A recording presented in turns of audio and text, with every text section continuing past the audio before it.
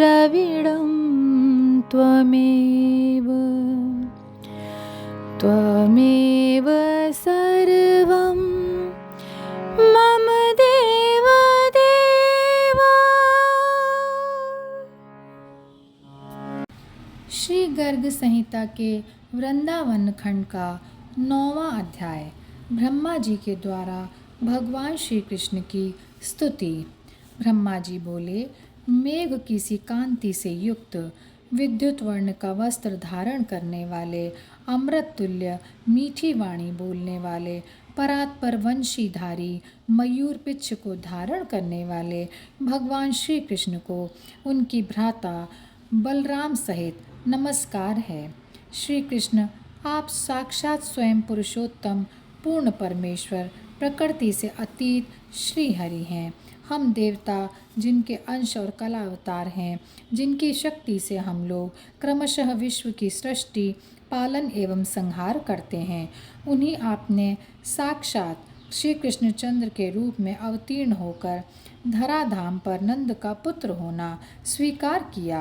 आप प्रधान गोप बालकों के साथ गोप वेश से वृंदावन में गोचारण करते हुए विराज रहे हैं। करोड़ों कामदेव के समान रमणीय, तेजोमय, कौस्तुभधारी, श्याम वर्ण, पीत वस्त्रधारी, वंशीधर, व्रजेश, राधिकापति, निकुंज विहारी, परम सुंदर श्री हरि को मैं प्रणाम करता हूँ, जो मेघ से निर्लिप्त आकाश के समान प्राणियों की देह में क्षेत्रज्ञ रूप से स्थित हैं, जो अधियज्ञ एवं चैत्य स्वरूप हैं, जो माया रहित हैं और जो निर्मल भक्ति तथा प्रबल वैराग्य आदि भावों से प्राप्त होते हैं, उन आदि देव हरि की मैं वंदना करता हूँ। सर्वज्ञ, जिस समय मन में प्रबल रजोगुण का उदय होता है, उसी समय मन संकल्प विकल्प करने लगता है। संकल्प विकल्प के वशीभूत मन में ही अभिमान की उत्पत्ति होती है और वही अभिमान धीरे धीरे बुद्धि को विकृत कर देता है।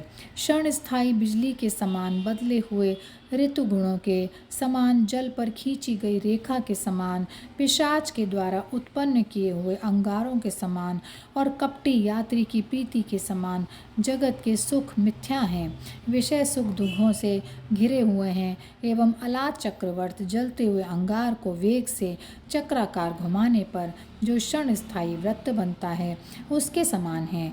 जैसे वृक्ष न चलते हुए भी जल के कारण चलते हुए से दिखते हैं, नेत्रों को वेग से घुमाने पर अचल पृथ्वी भी चलती हुई सी दिखती है। हे कृष्ण, उसी प्रकार प्रकृति से उत्पन्न गुणों के वश में होकर भ्रांत जीव उस प्रकृति जन्य सुख को सत्य मान लेता है। सुख एवं दुख मन से उत्पन्न होते हैं। निद्रावस्था में वे लुप्त हो जाते हैं और जागने पर पुनः उनका अनुभव होने लगता है। जिनको इस प्रकार का विवेक प्राप्त है, उनके लिए यह जगत निरंतर स्वप्नावस्था के भ्रम के समान ही है। ज्ञानी पुरुष ममता एवं अभिमान का त्याग करके सदा वैराग्य से प्रीति करने वाले तथा शांत होते हैं। जैसे एक दिए से सैकड़ों दिए उत्पन्न होते हैं, वैसे ही एक परमात्मा से सब कुछ उत्पन्न हुआ है, ऐसी तात्विक दृष्टि उनकी रहती है। भक्त निर्धूम अग्निशिखा की भांति गुण मुक्त एवं आत्मनिष्ठ होकर हृदय में ब्रह्मा जी के भी स्वामी भगवान वासुदेव का भजन करते हैं। जिस प्रकार हम एक ही चंद्रबिंब को अनेकों घड़ों के जल में देखते हैं, उसी प्रकार आत्मा के एक तत्व का दर्शन करके श्रेष्ठ परमहंस भी कृतार्थ होते हैं। निरंतर स्तवन करने पर भी वेद जिनके महात्म के षोडशांश का भी कभी ज्ञान नहीं कभी प्राप्त कर सके, तब त्रिलोकी में उन श्री हरि के गुणों का वर्णन भला दूसरा कौन कर सकता है। मैं 4 मुखों से देवादिदेव महादेव जी, 5 मुखों से तथा 1000 मुख वाले शेष जी अपने सहस्त्र मुखों से जिनकी स्तुति सेवा करते हैं, वैकुंठ निवासी विष्णु, क्षीरोदशाई साक्षात हरि और धर्मसुत नारायण ऋषि उन गोलोकपति आपकी सेवा किया करते हैं। आहा मुरारे, आपकी महिमा धन्य है। भूतल पर उस महिमा को न मुनिगण जानते हैं न मनुष्य ही। सुर असुर तथा 14 मनु भी उसे जानने में असमर्थ हैं। ये सब स्वप्न में भी आपके चरण कमलों के दर्शन पाने में असमर्थ हैं। गुणों के सागर, मुक्तिदाता, परात्पर, रमापति, गुणेश, व्रजेश्वर श्रेष्ठ श्री हरि को मैं नमस्कार करता हूँ। तांबुल रागर्जित, सुंदर मुख से सुशोभित, मधुर भाषी, पके हुए बिंब फल के समान लाल लाल अधरों वाले, स्मित हास्य युक्त, कुंदकली के समान शुभ्र दंत पंक्ति से जगमगाते हुए, नील अलकों से आवृत कपोलों वाले, मनोहर कांति तथा झूलते हुए स्वर्ण कुंडलों से मंडित श्री कृष्ण जी की मैं वंदना करता हूँ। आपका परम सुंदर रूप मनमत के मन को भी हरने वाला है। मेरे नेत्रों में सर्वदा मकर कुंडलधारी श्याम कलेवर श्री कृष्ण के उस रूप का प्रकाश होता रहे, जिनकी लीला वैकुंठ लीला की अपेक्षा भी श्रेष्ठ है और जिनके परम श्रेष्ठ मनोहर रूप को देवगण भी नमस्कार करते हैं। उन गोप लीलाकारी कोलोकनाथ को मैं मस्तक नवाकर प्रणाम करता हूँ। वसंतकालीन सुंदर कंठ वाले कोकिलादि पक्षियों से युक्त, सुगंधित नवीन पल्लव युक्त, वृक्षों से अलंकृत, सुधा के समान शीतल धीर मंद पवन की क्रीड़ा से सुशोभित वृंदावन में विचरण करने वाले श्री कृष्ण की जय हो। वे सदा भक्तों की रक्षा करें। आपके कान तक फैले हुए विशाल नेत्रदय तथा उनकी तिरछी चितवन कमल पुष्पों का मान और झूलते हुए मोतियों का अभिमान दूर करने वाली है। भूतल के समस्त रसिकों को रस का दान करती है और कामदेव के बाणों का समान पैनी एवं प्रीतिदान में निपुण है। जिनकी नखमणियाँ शरतकालीन चंद्रमा के समान सुख कर सुरक्त, हृदय ग्राहिणी, गाढ़ अंधकार का नाश करने वाली और जगत के समस्त प्राणियों के पापों का ध्वंस करने वाली हैं, तथा स्वर्ग में देवमंडली और भरतखंड में निवास करने वाले, जिनका श्री विष्णु एवं हरि की नखावली के रूप में स्तवन करते हैं, मैं उनकी आराधना करता हूँ। आपके पाद पद्मों की सर्वदा बजने वाली श्री हरि के सैकड़ों किरणों से युक्त सुदर्शन चक्र के समान आकार वाली पैंजनियाँ ऐसी हैं जिनसे गोल घेरे की भांति किरणें इस प्रकार निकलती हैं जैसे सूर्य के प्रकाश युक्त रथ चक्र की परिधि हो, अथवा जो आपके पाद पद्मों की परिधि के समान सुशोभित हैं। आपकी कमर में छोटी छोटी घंटियों से युक्त दिव्य पीतांबर जगमगा रहा है। मैं अक्लिष्ट कर्मा भगवान श्री कृष्ण आपके उस मनोहर रूप की आराधना करता हूँ, जिनके कांतिमान कसौटी सदृश एवं भृगुपद अंकित विशाल वक्ष स्थल पर लक्ष्मी जी विलास करती हैं, जिनके गले में स्वर्ण मणि एवं मोतियों की लड़ियों से युक्त तथा तारों के समान झिलमिल प्रकाश करने वाले तथा भ्रमरों की ध्वनि से युक्त हीरों के हार हैं, जो सिंदूर वर्ण की सुंदर अंगुलियों से वंशी बजा रहे हैं, जिनकी अंगुलियों में सोने की अंगूठियां सुशोभित हैं, जिनके दोनों हाथ द्विजों को दान देने वाले चंद्रमा के समान नखों से युक्त एवं कामदेव के वन में कदम्ब के पुष्पों की सुगंध से सुवासित हैं, जिनकी मंद गति राजहंस की भांति सुंदर है, जिनके कंधे गले तक ऊंचे उठे हुए हैं। उन श्री हरि की मेघमाला का मान हरण करने वाली मनोहर काकुल का मैं स्मरण करता हूँ, जो स्वच्छ दर्पण की भांति निर्मल सुखद नवयौवन की कांति से युक्त, मनुष्यों के रक्षक तथा मणिकुंडलों एवं सुंदर घुंघराले बालों से सुशोभित हैं।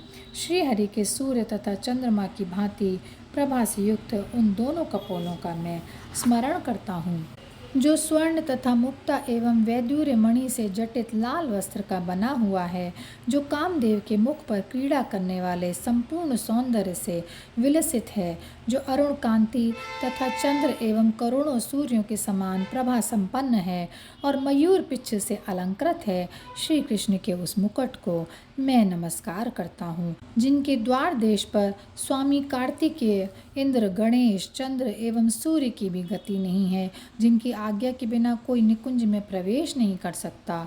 उन जगदीश्वर श्री कृष्ण चंद्र की मैं आराधना करता हूँ। ब्रह्मा जी इस प्रकार भगवान श्री कृष्ण का स्तवन करके पुनः हाथ जोड़कर कहने लगे, जगत के स्वामी, मैं आपके नाभि कमल से उत्पन्न हुआ हूँ। अतएव जिस प्रकार माता अपने पुत्र के अपराधों को क्षमा कर देती है, उसी प्रकार आप भी मेरे अपराधों को क्षमा कर दें। हे व्रजपते, कहाँ तुम में एक लोक का अधिपति और कहाँ आप करोड़ों ब्रह्मांडों के नायक। अतएव ब्रजेश मधुसूदन, हे देव, आप मेरी रक्षा करें। जिनकी माया से देवता, दैत्य एवं मनुष्य सभी मोहित हैं, मैं मूर्ख उनको अपनी माया से मोहित करने चला था। गोविंद, आप नारायण हैं, मैं नारायण नहीं हूँ। हरि, आप कल्प के आदि में ब्रह्मांड की रचना करके नारायण रूप से शेषशायी हो गए हैं। आपके जिस ब्रह्म रूप तेज में योगी प्राण त्याग करके जाते हैं, बाल घातिनी पूतना भी अपने कुल सहित आपके उसी तेज में समा गई। हे माधव, हे प्रभु, मेरे ही अपराध से आपने गोवत्स एवं गोप पालकों का रूप धारण करके वनों में विचरण किया। अतएव गोविंद, आप मुझको क्षमा करें। पिता जैसे पुत्र का अपराध नहीं देखता, वैसे ही आप भी मेरे अपराध की उपेक्षा करके मेरे ऊपर प्रसन्न हों। जो लोग आपके भक्त न होकर ज्ञान में रति करते हैं, उनको क्लेश ही हाथ लगता है। जैसे भूसे के लिए परिश्रम पूर्वक खेत जोतने वालों को भूसा मात्र ही प्राप्त होता है, आपके भक्ति भाव में ही नितराम रत रहने वाले अनेकों योगी मुनि एवं ब्रजवासी आपको प्राप्त हो चुके हैं। दर्शन और श्रवण दो प्रकार से उनकी आप में रति होती है, किंतु अहो, श्री कृष्ण जी की माया के कारण उनके प्रति मेरी रति नहीं हुई। ब्रह्मा जी ने यों कहकर नेत्रों से आंसू बहाते हुए श्री कृष्ण के पाद पद्मों में प्रणाम किया एवं सारे अपराधों को क्षमा कराने के लिए भक्ति भाव से श्री कृष्ण से फिर से वे निवेदन करने लगे, मैं गोपकुल में जन्म लेकर आपके पाद पद्मों की आराधना करता हुआ सुगति प्राप्त कर सकूं, इसका व्यतिरेक ना हो। भगवान शंकर आदि हम इंद्रियों के अधिष्ठाता देवगण ने भारतवासी इन गोपों की देह में स्थित होकर एक बार भी श्री कृष्ण का दर्शन कर लिया, अतः हम धन्य हो गए। हे श्री कृष्ण, आपके माता पिता एवं गोप गोपियों का तो कितना अनिवर्चनीय सौभाग्य है, जो व्रज में आपके पूर्ण रूप का दर्शन कर रहे हैं। संपूर्ण विश्व का उपकार करने वाले, मुक्ताहार धारण करने वाले, विश्व के रचयिता, सर्वाधार लीला के धाम रवि तनया यमुना में विहार करने वाले, क्रीड़ा परायण श्री कृष्णचंद्र का अवतार ग्रहण करने वाले प्रभु, मेरी रक्षा करें।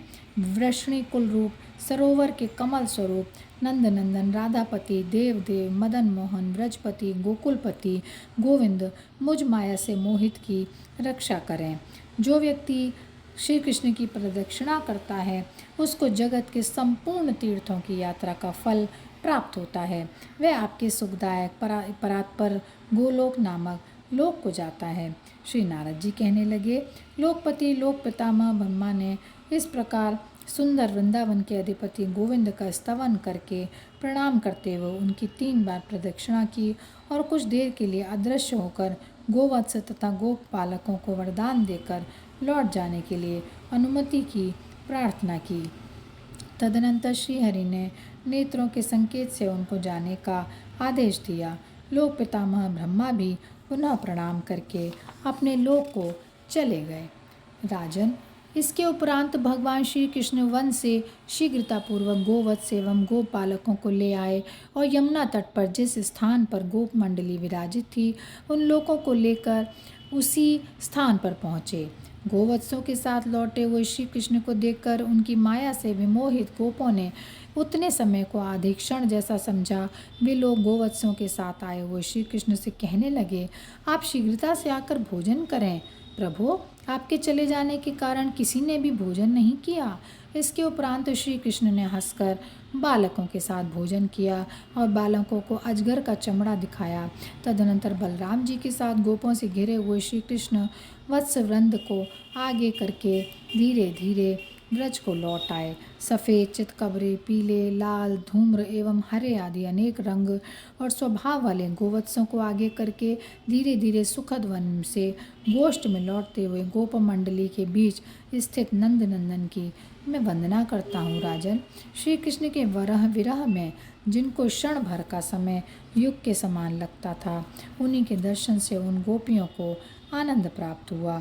बालकों ने अपने अपने घर जाकर गोष्ठों में अलग अलग बछड़ों को बांधकर अगासुर वध एवं श्री हरि द्वारा की हुई आत्मरक्षा के वृत्तांत का वर्णन सुनाया। और यहीं पर ये वृंदावन खंड के का 9वां अध्याय समाप्त होता है। जय श्री कृष्णा, जय श्री कृष्णा, जय श्री कृष्ण।